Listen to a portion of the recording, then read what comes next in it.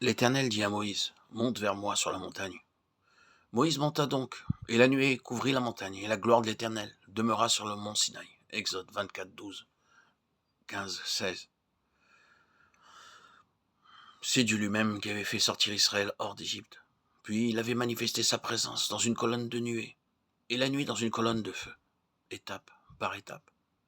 Dieu avait guidé son peuple dans le désert.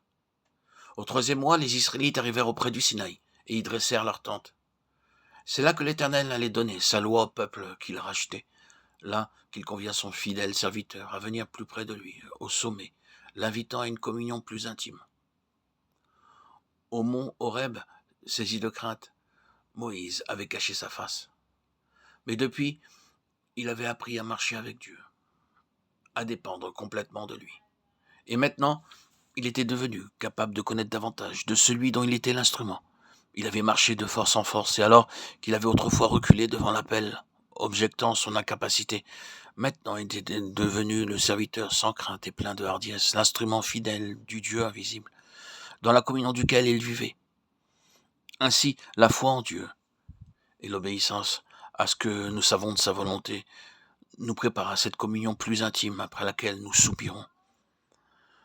Depuis le jour que Dieu était apparu à Moïse comme une flamme dans un buisson embrasé, il ne semble pas qu'il lui eût donné d'autres révélations de sa personne, jusqu'à la rencontre du Sinaï. Au cours de la lutte avec Pharaon, tandis qu'Ishmaël murmure contre Moïse, les rapports entre Dieu et son serviteur sont exprimés par ces mots. Et l'Éternel parla à Moïse. Mais lorsqu'Israël arrive devant le Sinaï, il est écrit que Moïse monta vers Dieu et que l'Éternel l'appela au sommet. Exode 19, 3. Très probablement, Moïse cherchait à connaître la pensée de Dieu au sujet du peuple d'Israël. Et dès lors, il fut conduit pas à pas dans une communion toujours plus intime avec Dieu jusqu'à être admis à contempler la gloire qui ressemblait à un feu dévorant. Quand il redescend vers le camp, sa figure resplendit de lumière, et il est devenu le plus doux de tous les hommes qui existaient sur la terre. La première fois qu'il était monté au Sinaï, Dieu l'avait renvoyé avec un bref message, donnant les conditions essentielles pour que les Israélites fussent son peuple. Avec la réponse du peuple, Moïse retourne vers l'Éternel. Tout ce que Dieu a dit, nous le ferons. Alors il reçoit l'ordre de commander aux Israélites de se préparer, car Dieu descendra sur le mont Sinaï. Il parlera à Moïse, et le peuple entendra sa voix.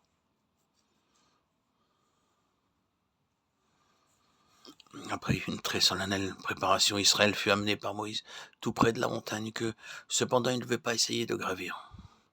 Des bornes avaient été placées alentour, et Dieu descendit au sommet dans le feu. La fumée montait comme celle d'une fournaise, et la montagne tremblait fort. Et le son de la trompette se renforçait de plus en plus. Moïse parlait, et Dieu lui répondait par une voix. Et l'Éternel appela Moïse au sommet, il entra dans l'épaisseur de la nuée. Exode 24, 18.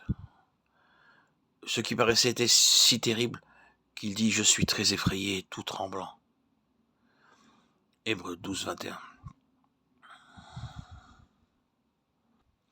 Dans sa grande miséricorde, Dieu voile sa face lorsque son enfant fait les premiers pas. Par la suite, et lorsque le moment est venu, il révèle quelque chose de sa sainteté, autant que l'instrument peut en supporter. Et cette révélation, c'est que l'Éternel est un feu consumant.